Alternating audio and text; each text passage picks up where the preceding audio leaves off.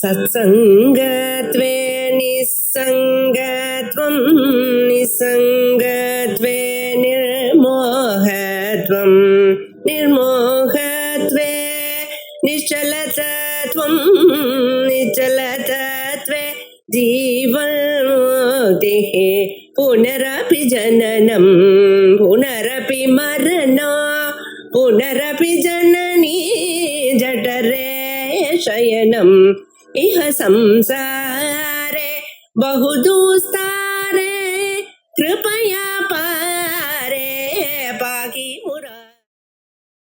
அத்வைத பரிசுத்தி. அதுல 5வது வாதம் பாதிதானுவர்த்தி வாதா அப்படின்னு இந்த வாதத்துக்கு பேரு. இதுல பாதிதானுவர்த்தினா என்னங்கிறது சொல்லியிருக்காரு. பாதம்னா என்னன்னு முதல்ல தெரியணும், அதுக்கப்புறம் அது அனுவர்த்தினா என்னன்னு தெரியணும். சாதாரணமா எப்படின்னு கேட்டா, ஒரு பிரமம் வந்ததுன்னு வச்சுக்கோங்களேன். இந்த பிரம வந்ததுன்னா அப்புறம் அதுக்கு தத்துவஜானத்தினால நிவர்த்தி ஆகும், உண்மை தெரிஞ்சு போகும். உண்மை தெரிஞ்சுடுச்சுன்னா அதுக்கப்புறம் அந்த பிரமம் இருக்குமோ இருக்காது இல்லையோ, அதாவது அது நிவர்த்தின்னு பேரு. சர்ப்பம் அப்படின்னு நினைச்சிட்டு இருக்கிறவன் கிட்ட போய் பார்த்து அது அப்படி இல்லை, சர்ப்பம் இல்லை, இது கயறுதான்னு தெரிஞ்சதுக்கு அப்புறம் சர்ப்பம் தெரியாது, அது நிவர்த்தி ஆயிடும், இருக்காது. இதுக்குதான் அந்த பாதம்னு பேரு. அந்த சர்ப்பத்துக்கு இது பாதம். சர்ப்பத்தை பாதிதம் சபாதித சர்ப்பா அப்படின்னு சொல்லுவோம். பாதிதம் ஆயிடுச்சுன்னா அதுக்கப்புறம் அது இருக்காது. இது பொதுவான இது. தத்துவம் தெரிஞ்சு கொடுத்தோம்னா அப்புறம் அந்த பொய் மறையும் அப்படிங்கிறது ஒரு பொதுவான ஒரு இது. ஆனா இது அப்படி இல்லைன்னு பாதம் தெரிஞ்சதுக்கு அப்புறம் கூட சில பிரமைகள் நிவர்த்தி ஆகாது, அனுவர்த்திச்சுட்டே இருக்குமா. ஆனா அந்த அனுவர்த்திக்கும் போது இவன் ஏமாற மாட்டான். முதல்ல தத்துவஜானத்துக்கு முன்னாடி பிரம வந்ததை நஜம்னு நம்பினான் இல்லையா, சத்தியம்னு நம்பி ஏமாந்து போனான். இனிமேயும் அப்படியே தெரியறது, ஆனா அதை இவன் நம்ப மாட்டான், அதனால ஏமாந்து போக மாட்டான். இதுக்கு பாதித அனுவர்த்தின்னு பேரு. இதுக்கு மேல தெரிஞ்சாலும் அது பாதிதம், பொய்யானது பொய்யானதுன்னே தெரியுமே தவிர சத்தியம்னு என்னன்னு தெரியாது. ஆக இப்ப 2 விதமாச்சு. இந்த பொய்யானது பிராந்தியில தெரியக்கூடியது, நமக்கு எப்ப தத்துவஜானம் ஏற்படுறதோ அந்த சமயத்துல காணாமலே போயிடும். அது பொய்னு தெரிஞ்சு போகும், அப்புறம் அது தெரியாது, காணப்படாது. ஒரு சமயம் காணப்பட்டாலும் பொய்னு காணப்படுமே தவிர சத்தியம்னு காணப்படாது. எப்படி உதாரணத்துக்கு நம்ம கண்ணாடியில பாக்குறோம், நம்ம முகத்தை பாக்குறோம். ஆரம்பத்துல பார்த்தா அங்க நமக்கு நம்மளுடைய முகம் இருக்கிறதாக தான் தோணும் கண்ணாடியில, இல்லையா? ஆனா அதுக்கப்புறம் கொஞ்சம் விவேகம் வந்ததுக்கு அப்புறம் கண்ணாடியில இல்லைன்னு தெரிஞ்சுக்கணும். கண்ணாடியில முகம் இல்லைன்னு தெரிஞ்சதுக்கு அப்புறம் கண்ணாடியை பார்த்தா முகம் தெரியுமா தெரியாதா? தெரியத்தான் தெரியும், இல்லையா? இல்லைன்னு தெரிஞ்சாலும் முகம் தெரியதான் தெரியுது, கண்ணாடியில இருக்குன்னு நினைச்சாலும் தெரியதான் தெரியுது. அப்ப என்ன வித்தியாசம் அப்படின்னு கேட்டா, ஏற்கனவே தெரியும் போது சத்தியமாவே அது உள்ள இருக்கிறதாக நினைச்சிருந்தோம். இப்ப அந்த பிரமையில அது தெரிகிறது, பாதிதமாகவே தெரிகிறது, பாதித அனுவர்த்தின்னு சொல்றது. இப்ப அது இல்ல, அது தெரிஞ்சிருக்க, இல்லே இல்லாமலே அது தெரிகிறது அப்படின்னு சொல்றோம். இந்த தத்துவஜானி இருக்கானோ இல்லையோ, ஆத்ம தத்துவஜானி, இவனுக்கு அந்த ஆத்ம தத்துவஜானத்தினாலே அந்த அஜ்ஞானங்கிறது நிவர்த்தி ஆயிடும். நிவர்த்தி ஆச்சுன்னா அதுக்கப்புறம் பிரபஞ்சமும் காலி. ஏன்னா அந்த அஜ்ஞானத்துடைய காரியம் தானே இந்த பிரபஞ்சம், அதனால அது இருக்காது. அதே சமயத்துல இந்த ஆத்ம தத்துவஜானுடைய கர்மாக்கள்ல பிராரப்த கர்மாவை விட்டுட்டு பாக்கி எல்லா கர்மாவும் அந்த ஞானத்தினால நாசம் செய்யப்படும். அதாவது எதுவுமே பாக்கி இருக்காது, சஞ்சிதம் கிடையாது, ஆகாமின்னு வரல, வரவும் போறது இல்லை, ஆக வரப்போறது இல்லை. சஞ்சிதம் இதனால கிரியந்தே ஜாஸ்தி கர்மானின்னு போயிடும். ஆனா பிராரப்தம் மாத்திரம், இந்த பிராரப்தம் இந்த சரீரத்தை ஆரம்பிச்ச கர்மா இல்லையாது, அது முடிக்கிறதுக்கு எவ்வளவு நாளோ அத்தனை நாளைக்கு இவன் இங்க ஜீவிச்சுட்டு இருப்பான். அப்ப ஜீவன் முக்தா அப்படின்னு அவனுக்கு பேர். முக்திதான், முக்தம்தான் அவன். ஆனா இந்த பிரார்த்த கர்மாவோட சேர்ந்து இருந்துட்டு இருப்பான், ஜீவன் முக்தன். அப்படி இருக்கும்போது அவனுக்கு அந்த உலகம் தெரியும், உலகத்தை அவன் காண்றான். அப்ப என்னாச்சு, இவனுக்கு தத்துவம் தெரிந்த காரணத்தினால பிரபஞ்சமானது இவன் பார்க்கிற பிரபஞ்சம் இல்லை, அது பொய்யானதுன்னு தெரிஞ்சு போச்சு. அப்படி தெரிஞ்சாலும் பாதிதமான அந்த பிரபஞ்சம் யானை அந்த தத்துவ ஞானம் வந்ததுக்கு அப்புறம் கூட ஜீவன் முக்தி நிலையில இவனுக்கு தெரியாது. இது பாதித்த அனுபவத்தி. அத்வைதிகள் சொல்லுவாங்க. இதுதான் அவளுக்கு, மற்றவாளுக்கு அது பொறுக்கலை. இது ஆத்மஜானியா இருந்துட்டு அந்த பாதம் ஆனதுக்கு அப்புறமும் அந்த பாதிதமான பதார்த்தங்கள்லாம் அனுவர்த்திக்கிறதுங்கிறது அது எப்படின்னு சொல்ல முடியும் அப்படின்னு அது மேல தோஷங்கள்லாம் சொல்லியிருக்கா. இப்ப அதுக்காக அந்த தோஷங்களை நிராகரணம் பண்ணி அத்வைதிகளுடைய அபிப்பிராயம் என்ன அப்படின்னு சொல்றதுக்காக இந்த பிரகரணம் பாதிதானுவர்த்தி வாதகா அப்படின்னு இருக்குது. பாதம் ஆனதுக்கு அப்புறம் கூட அந்த பாதமான அந்த வஸ்து அப்படியே அதனுடைய பிரதீதி அனுவர்த்திக்கிறது அப்படிங்கிறது தான் அது. திருஷ்ட தத்துவஸ்ய மகதः வியவஹாரோகிலோ யதேஹே ஸ்யாத் பாதிதானுவர்த்தியைவ யாவத் பிராரப்த சங்க்ஷயம். திருஷ்ட தத்துவஸ்ய மகதः யதேஹே, யதி எந்த ஒரு சுவாமி யதியானவன் திருஷ்ட தத்துவனாகிறானோ, தத்துவ சாட்சா்காரம் வந்தவனாகிறானோ, அப்பேற்பட்ட அந்த மகான் அந்த யதிக்கு அகிலஹா வியவஹாரஹா, அவன் செய்யக்கூடிய அத்தனை விவகாரமும் பாதிதானுவர்த்தியா ஏவ ஸ்யாத். பாதிதானுவர்த்தின்னு சொன்னோமே, இந்த ரீதியில தான் வர முடியும். அவன் எதை பார்த்தாலும் அவனுக்கு தெரியும், ஆனா அது பொய்னு தெரியும். இது பாதிதம், இது உண்மை இல்லை, ஆனா இப்படி தெரிகிறது அப்படிங்கிறது தெரியும். அதனால ஏமாந்து போக மாட்டான். இது எது பரியந்தான் இந்த மாதிரி அவனுக்கு தெரிஞ்சுட்டு இருக்கும். இந்த பாதிதானுவர்த்திக்கு ஏதாவது ஒரு எல்லை வேண்டாமா? இது பாட்டுக்கு தெரிஞ்சுட்டே இருந்ததுன்னு சொன்னா மோட்சம் பூரா உலகத்தை பார்த்துட்டே இருக்க முடியாதுமே அப்படின்னு கேட்டா அப்படி இல்லை. யாவத் பிராரப்த சங்க்ஷயம், இந்த பிராரப்த கர்மாங்கிறது க்ஷயமாகற பரியந்தம் அவனுக்கு இந்த பிரதீதி வந்துட்டு இருக்கும். பாக்கிய பிரபஞ்ச விஷயத்துல பிரதீதி வரும், அதனால பிரவருத்தி வரும், அதனால அவனுடைய காரியங்கள்லாம் நடக்கும், சுகம் துக்கம் போகங்கள்லாம் வரும். இதுக்காக தான் அந்த ஜீவன் முக்தனாக அவர் இருந்துட்டு இருக்கிறது. அதுல ரெண்டு அம்சம் இருக்கு ஜீவன் முக்தியை சொல்றதுக்கு. ஒண்ணு, அந்த மோட்ச காலத்துல வரக்கூடிய ஒரு அபரிச்சின்னமான ஆனந்தானுபவம் இருக்கே, அதை வெறும் சொல்லி தானே நம்ம கேட்கிறோம், நேர கண்டது கிடையாது இல்லையோ இல்லையா? யாராவது கண்டவா இருக்காளா, அதை அனுபவிச்சவா? அவ சொன்னா நமக்கு நல்ல நம்பிக்கை வரும் இல்லையா? யாராவது அந்த அனுபவத்தை அடைஞ்சவா நேரமா இப்படி இருக்கு, நானே அனுபவிச்சுட்டு இருக்கேன் அப்படின்னு சொல்றவா யாராவது இருந்தால் அப்போ நமக்கு நம்பிக்கை வரத்துக்கு. அதனாலதானே பல பேர் ஏதாவது ஜீவன் முக்தாள் யாராவது பார்க்க முடியுமா அப்படின்னு யோசனை பண்ணிட்டு இருக்கா. எங்கேயாவது கிடைக்கவாளா ஜீவன் முக்தாள்னு தேடிட்டு இருக்கா. அந்த மாதிரி நம்பிக்கை வரத்துக்கு ஒரு அனுபவி நமக்கு வேணும்.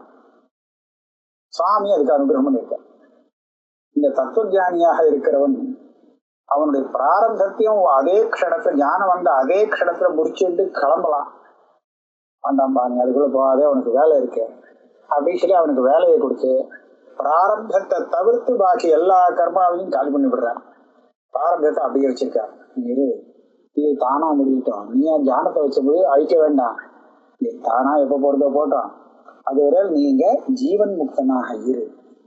உன்னை எதுக்காக வச்சிருக்கு அப்படின்னு கேட்டா, இந்த மாதிரி ஜிஜ்ஞாசுகள் இருப்பாளோ இல்லையோ அவளுக்காக. அப்ப அவளுக்கு தத்துவத்தை உபதேசம் பண்றதுக்கு வேணுமா? சாந்தோக்கிய உபனிஷத்துல 6வது அத்தியாயத்துல ஆச்சாரியவான் புருஷோ வேத அப்படின்னு சொல்லிட்டு இந்த வாக்கியம் சொல்லியிருக்கு. தஸ்ய தாவதே வச்சிடம் யாவன் விமோக்ஷே அரசம்பரிசு. ஏன்னா தெரிஞ்சவன் தானே உபதேசிக்கணும். அது தெரியாதவன் உபதேசி பிரயோஜனம் கூடாது. தெரியவன் உபதேசிக்க மாட்டான், அவன் கிளம்பிவிடுவான் அப்படின்ட்டாக்கா உடனே விதய முக்தி அடைஞ்சிருவான்னு சொன்னான். அப்போ இந்த பரம்பரை போயிடும், தியான பரம்பரை இல்லையா? அந்த ஆச்சாரிய சிஷ்ய பரம்பரையை காப்பாத்துற பொறுப்பு சுவாமிக்கு இருக்கு. அதனால அவர் என்ன பண்றாருன்னா, இந்த தத்துவத்தியானிய இது பாரு பிராரம்ப கர்மா அப்படியே வச்சுக்கோ, அது கயம் பண்ண வேண்டாம், அது மெதுவா போட்டோம், தானா போட்டோம், அனுபவிச்சு நீ அதுவரையில் இருந்து எல்லாருக்கும் அனுகிரகம் பண்ணு அப்படின்னு சொல்லியிருக்காரு. இதனாலதான் ஜீவமுக்தாள் உலகத்துல இருக்கிறான். நல்ல காரியம் பண்ணினார் இல்லையா சுவாமி? ஒண்ணு. இன்னொன்னு என்னன்னு கேட்டா, இந்த பிராரப்த க்ஷய பரியந்தம் அவ இருக்கிறச்ச அந்த சுகதுக்க அனுபவத்தினால அந்த க்ஷயம் ஆகணும். பிராரப்த கர்மா இல்லையா? பிராரப்த கர்மா இதுக்கு முன்னாடி சஞ்சித கர்மாலாம் பலத்தை கொடுக்க முடியாமலே அழிஞ்சு போயிடுச்சு. இனிமே அது கொடுக்க போறது இல்லை, அதனால பலத்தை கொடுக்காமலே போயிடுச்சு. பிராரப்த கர்மாங்கிறது பலத்தை கொடுக்க ஆரம்பிச்சுடுச்சு. அப்படி இருக்கிறச்ச அதை நடுப்புற ஏன் நிறுத்தணும்? அது முடிக்கத்தான் தன் வேலைய, அப்புறம் போலாம, இப்ப என்ன அவசரம் இல்லையா? அதனால அந்த பிராரப்த கர்மா இருக்கிற பரியந்தம் அவன் இருக்கணும். தஸ்ய தாவதேவ சிரம் யாவன் நவிமோக்ஷே அசசம்பத்சே. கொஞ்சம் காத்துருவோம் என்ன இருக்கிறான் அப்படின்னு சொல்லி முக்தனாகவே இவன் நம்ம கூட சேர்ந்து இருக்கிறான் அப்படின்னு சொல்லி இருக்கு. அப்ப அந்த சமயத்துல அவனுக்கு இந்த பிரபஞ்ச பிரதீதியும் உண்டு, ஆத்மானுபவமும் உண்டு, ரெண்டும் இருக்கக்கூடிய ஒரு நிலை அது. அதனால அந்த பிராரப்தம் க்ஷயம் ஆகும் வரைக்கும், யாவத் பிராரப்த சங்கயம், இவனுக்கு இந்த பாதித்த அனுவர்த்தி உண்டு. அவங்கெல்லாம் தெரியும் இதெல்லாம் பொய் தான், இது வாஸ்தவம் இல்லை, அந்த விஷயங்கள்லாம் நன்னா தெரியும். தெரிஞ்சாலும் இது தெரியும். நம்ம கண்ணாடியில முகம் பாக்குற மாதிரி, கண்ணாடியில ஒண்ணும் முகம் நம்ம முகம் ஒண்ணும் இல்லை, தெரிஞ்சாலும் அங்க போய் பாக்குறது அது ஒரு காரியத்துக்காக தேவைப்படுறது. அதே மாதிரி இது இருந்துட்டு போட்டோம் அப்படின்னு. இதுதான் பாதித்த அனுவர்த்தி பாதகம். இப்ப இது மேல ஆக்ஷேபம். இந்த பாதித்த அனுவர்த்திங்கிறது வர முடியாது அப்படின்னு அடுத்த கேள்வி. ஆக்ஷேபம், ஆக்ஷேபத்துக்கு பதில் ரெண்டுமே இந்த அடுத்த ஸ்லோகத்தில் வருது. உபாதானே க்ஷதே அஜ்ஞானே பிராரப்தம் வர்த்ததாம் கதம் மைவம் தமோவத் சாங்கத்வாத் லேசா வித்யானுவர்த்தனாத்.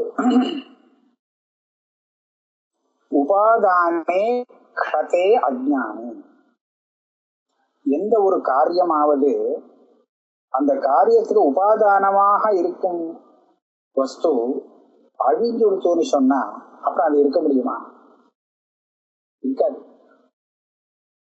மண்ணே அழிஞ்சு கொடுத்து இல்ல பானை, அதை மண்ணால் பண்ண பானை மாத்திரம் இருக்கு அப்படின்னு சொல்ல முடியுமா? இல்லையா? அந்த தந்துவால பட்டம் நெஞ்சிருக்கானே, எல்லா தந்துவும் விடாபடுத்து, ஆனா பட்டம் சௌக்கியமா இருக்கேன்னு சொல்ல முடியுமா? இருக்க முடியாது. அதனாலதான் இவர் கேட்கிறார், இந்த பிரபஞ்சத்துக்கு உபாதான காரணமாக நீ அஜ்ஞானத்தை சொல்லி வச்சுக்கணும். பரிணாமி உபாதானம் அப்படின்னு சொல்றான். பிரபஞ்சத்துக்கு விவர்த்தோபாதானம்ங்கிறது பிரம்மம், இது பரிணாமி உபாதானம். இந்த அஜ்ஞானத்தை வச்சுதான் அதை உபாதானம்னு சொல்லிருக்கோம் பிரம்மத்தை. இல்லைன்னா அது விகாரத்துக்கும் அதுக்கும் சம்பந்தமே இல்லை, அது பாட்டுக்கு நிர்விகாரமா இருந்துருக்கு. ஆனா இந்த பிரகிருத்தின்னு சொல்லக்கூடிய மாயை அவித்யை இருக்கே, இதுதான் எல்லா வேலையும் பண்ணி கொடுக்கிறது. ஆக இதுதான் நிஜ உபாதானம், அதாவது பரிணாம உபாதானமாக பரிணமிக்கக்கூடிய ஒரு உபாதான காரணமாக இருந்துட்டு. இப்ப இந்த ஆளுக்கு என்ன ஆச்சு? தத்துவ ஞானம் உண்டு, தத்துவ சாட்சா்காரம் வந்ததுனாலே அந்த பிரகிருத்தியான அவித்யானது அது போயிடுச்சு. அப்ப என்னாச்சு? சர்வ பிரபஞ்சத்துக்கும் உபாதான காரணமாக இருந்த அந்த அவித்யை இப்ப இல்ல, ஏன்னா தத்துவ ஞானம் வந்ததுனால அது போயிடுச்சு. உபாதானம் போச்சோன்னு உலகத்துல எல்லா காரியத்துக்கும் காரணமா இருந்த உபாதான காரணம் அது போயிடுச்சோம். எப்படி உலகம் நிற்கும்? எப்படி இவன் பாக்குறான்? ஜீவன் முக்தன் அதை பார்த்துட்டு இருக்கான்னு சொல்றியே, பாதித்த அனுவர்த்தி எப்படி வரும்? அந்த உபாதானமே இல்ல. மண்ணு எந்த மண்ணால பானை பண்ணானா அந்த மண்ணு காணாம போயிடுச்சு. ஆனா பானை மாத்திரம் தெரிஞ்சுட்டே இருக்குன்னா எப்படி எப்படி தெரிய முடியும்? முடியாது இல்லையா? இதத்தான் கேட்கிறான். உபாதானே க்ஷதே அஜ்ஞானி. நான் பாக்கிய விஷயத்த மாத்திரம் கேட்கல. இந்த பிராரப்த கர்மான்னு ஒண்ணு இருக்கு, அது இருக்கிற பரியந்தம் இது இருக்கும்னு சொன்னோம் இல்லையா? அந்த பிராரப்த கர்மாவும் ஒரு காரியம் தானே, ஜகத்துக்குள்ள சேர்ந்தது தானே. அதுக்கும் உபாதான காரணமா ஏதாவது ஒண்ணு வேணுமோ இல்லையோ, பரிணாமி உபாதானம். அப்படின்னா இந்த அஜ்ஞானம் தானே அது. இந்த அஜ்ஞானம் தான் அந்த பிராரப்த கர்மாவுக்கு கூட உபாதான காரணம். ஞானத்தினால அந்த பிராரப்த கர்மாவுக்கு உபாதான காரணமாக இருக்கும் அஜ்ஞானம் போயிடுச்சுன்னு சொன்னா, அத உபாதான காரணமாக கொண்ட அந்த பிராரப்த கர்மா மாத்திரம் நின்றுட்டு இருக்குமா? ஆக அந்த பிராரப்த கர்மா எது பரியந்தம் நிக்குமோ அது பரியந்தம் நீ பாகிதானுவர்த்தியெல்லாம் சொல்றியே, அதுவே நிக்க முடியாது பிராரப்த கர்மா. அப்ப எப்படி பாகிதானுவர்த்தி வரலாம்? கேள்வி சரிதானே? இப்படி கேள்வி வரலாம். உபாதானே க்ஷதே அஜ்ஞானி பிராரப்தம் வர்த்ததாம் கதம் கதம் வர்த்ததாம். அந்த பிராரப்தம் எப்படி இருக்க முடியும்? ஏன்னா அந்த பிராரப்த கர்மாவுக்கு எது உபாதானமோ அதுவே இப்ப கொடுத்த ஞானம் வந்ததுனால அதுவே கொடுத்து இது எப்படி இருக்க முடியும்? எங்க இருக்கும் அது? கேள்வி வந்துட்டு பதில் என்ன? மைவம் அப்படி சொல்லாது. தமோவத்து சாங்கத்வாத் லேசாவித்யா அனுவர்த்தனாத். தமோவத் சாங்கத்வாத் லேசாவித்யா அனுவர்த்தனாத்.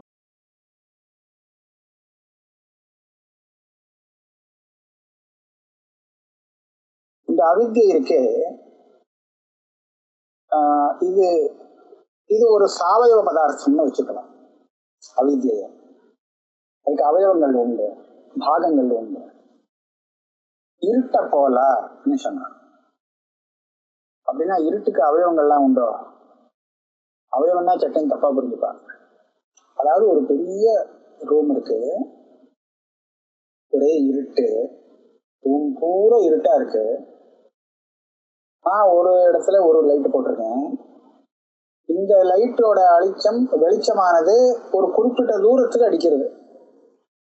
அந்த ரூம்ல ரூம் பூரா வியாபிக்கல. அப்படின்னா அந்த பக்கம், அது எந்த பக்கம் அந்த வெளிச்சம் போய் சேரலையோ அந்த பக்கம் இருட்டு இருக்கத்தானே இருக்கும். இந்த லைட்டு போட்டதுக்காக இந்த லைட்டு வெளிச்சம் எவ்வளவு தூரம் போய் சேர முடியுமோ அவ்வளவு தூரம் இருட்டு இருக்காது. அதுக்கப்புறம் அந்த பக்கம் இருக்கிறதெல்லாம் இருட்டா தானே இருக்கும். அது நியாயம் தானே? அப்படின்னா நமக்கு ஒண்ணு தெரியுது இந்த திருஷ்டாந்தத்துல இருந்து. அந்த பிரகாசம் வந்துட்டா முழுக்கவே இருட்டு போயிடணுங்கிறது இல்லை. கொஞ்சம் சேஷம் இருக்கலாம், இருக்க முடியும். அப்ப அந்த ரூம்ல இருட்டு இருக்கா வெளிச்சம் இருக்கான்னா ரெண்டு இருக்குன்னு சொல்லணும். அங்க வெளிச்சமே இல்லைன்னு சொல்லக்கூடாது. வெளிச்சம் இருக்க இந்த பக்கம் பார்த்தா புத்தகம் படிக்க முடியாது. அங்க இருட்டாவும் இருக்கு, அதுவும் தெரியுது. ஆக அந்த ரூம்ல இருட்டு வெளிச்சம் ரெண்டும் இந்த பக்கம் ஒண்ணு அந்த பக்கம் ஒண்ணு சேர்ந்து இருந்துருக்கு அப்படின்னு பார்க்கணும். அப்போ இந்த வெளிச்சத்தினால இருட்டு போச்சா இல்லையா? போச்சு. மொத்த இருட்டும் போகல, கொஞ்சம் போயிருக்கு கொஞ்சம் பாக்கி இருக்கு அப்படின்னு சொல்லணுமோ இல்லையா? இதுதான் சாவயவம்னு சொல்றோம். கொஞ்சம் போச்சு கொஞ்சம் பாக்கி இருக்கு. அதே மாதிரி இந்த அவித்யை இருக்கு, தத்துவஞானத்தினாலே அது நிவர்த்தி ஆகும் போது மொத்தமா நிவர்த்தி ஆகாமல் ஓரளவுக்கு நிவர்த்தியாச்சு, கொஞ்சம் பாக்கி இருக்கு அப்படி வச்சுக்கலாம். இதுக்கு அவித்யா லேசகான்னு, அவித்யா லேசம், அது ஒரு சின்ன பாகம் இருக்கான். சரி, அதனால என்ன? அதுதான் உபாதானம். உபாதானம் இல்லாமல் காரியம் அப்படியே எப்படி நிற்கும் தான் நீ கேட்ட. அதுக்கு நான் என்ன சொல்றேன், உபாதானம் இருக்குப்பா, முக்காவாசி போயிடுச்சு, கொஞ்சம் பாக்கி இருக்கு அவித்யா. அந்த ஜீவன் முக்தன் இடத்துல பிராரப்தம் நிக்கிறதுக்கு எவ்வளவு வேணுமோ அந்த அளவுக்கு இருக்கு. இருக்கிறதுனால இருக்கு பிராரப்தம் நிக்கிறது, அதே தான் வேலையை பார்க்கறது. உபாதானமே இல்லாமல் நிக்கிறதுங்கிறது இல்லை. மைவம் தமோவத்து சாங்கத்வாத் லேச அவித்யா அனுவர்த்தனா. அஜானம் பூர்ணமாக அஜானத்தால போயிடுச்சோன்னு இல்லை, இந்த ஆளுக்கு மாத்திரம் கொஞ்சம் பாக்கி இருக்கு. அந்த பாக்கி அஜானம் உபாதானமாக இருந்துட்டு எதெல்லாம் இவன் பார்க்கணுமோ அதுக்கு அந்த பதார்த்தங்களுக்கு பார்க்கறதுக்கு ஏற்பாடு பண்ணி கொடுக்கறது அப்படி வச்சுக்கலாம். இதே இடத்துல மத்த ஒரு பக்கம் இப்படியும் இருக்கு. மதுசூதன சரஸ்வதியும் சொல்லியிருக்கார். நம்ம சாதாரணமா உபாதானம் போனதுக்கு அப்புறம் உபாதான காரணம் இல்லாத சமயத்துல அதனுடைய காரியம் இருக்க முடியாது அப்படின்னு சொல்றோமோனோ. ரொம்ப விசாரம் பண்ணி இந்த விஷயத்துல தார்க்கிகால்லாம் சொல்றா, கொஞ்ச நேரம் இருக்கலாம். உபாதானம் போனதுக்கு அப்புறம் கூட ஒரு க்ஷணம் 2 க்ஷணம் இந்த மாதிரி கொஞ்ச நேரம் இருக்கலாம் அப்படின்னு தார்க்கிகால் ஒத்துக்கிறான். அது எப்படி ஒத்துக்கிறா அப்படின்னு கேட்டா, அதுக்காக அவரு உதாரணம் காண்பிப்பா. நான் முதல்ல ஒரு க்ஷணங்கிறத சொல்றேன், அப்புறம் 2 க்ஷணம் வேணாலும் வச்சு விடலாம். ஒரு கட்டம் இருக்கு. கடம்ங்கிறது 2 கபாலங்கிற அவயவத்தை சேர்த்து பண்ணப்பட்டது. கட்டம் வேண்டாம், வஸ்திரமே வச்சு விடலாம். இது அதை விட சுலபமா இருக்கும்.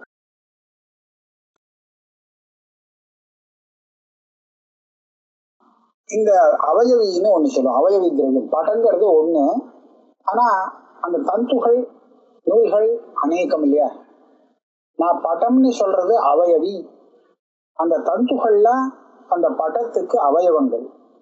இது சரிதானே? அது அவயவி, படம் ஒண்ணு, அவயவங்களை கொண்டது அவயவி. அந்த படத்துக்கு அவயவங்களாக இருப்பது தந்துக்கள். இந்த தந்துக்கள் படம் வரதுக்கு முன்னாடியே இருக்கு. அதனாலதான் அதுல இருந்து அது காரணம்னு சொல்லி அதுல இருந்து இந்த படம் வந்ததுன்னு நம்ம சொல்லுவோம். அது உபாதான காரணம்.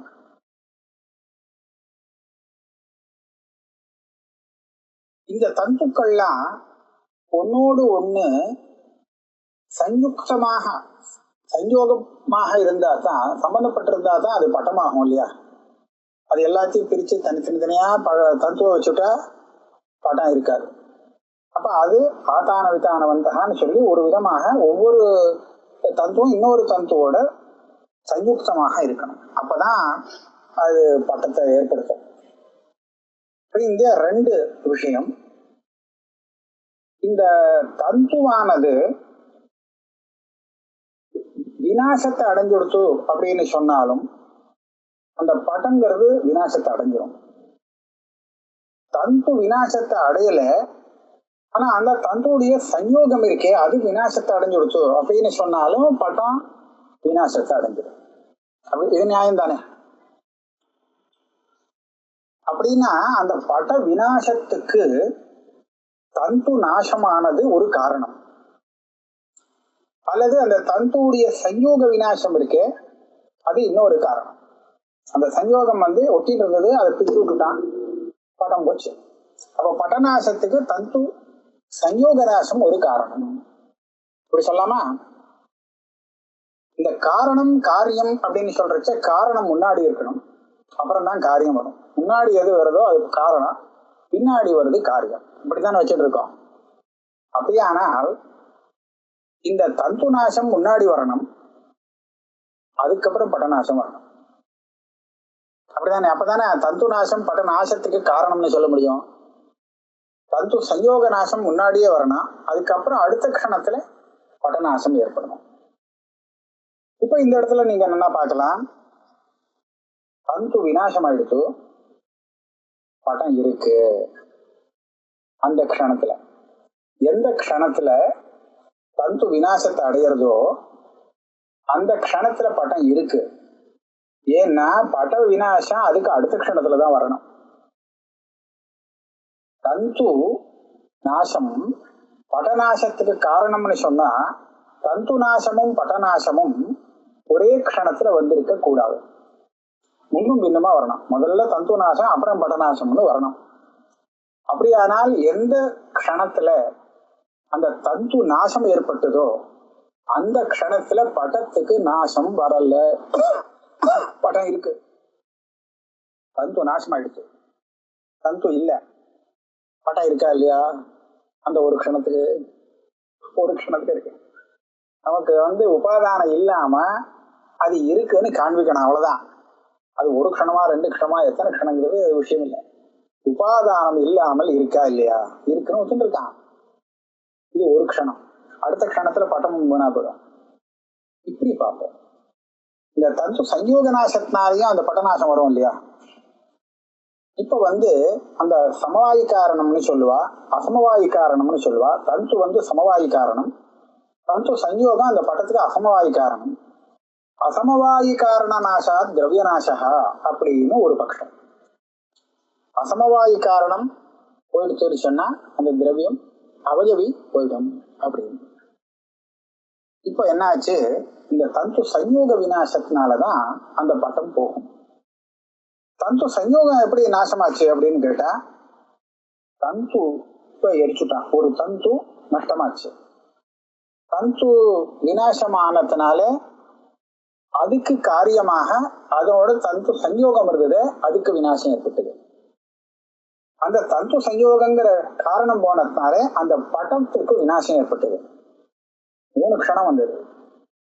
முதல் க்ஷணத்துல தந்து போயிடுச்சு, தந்து நாசம் ஏற்பட்டது.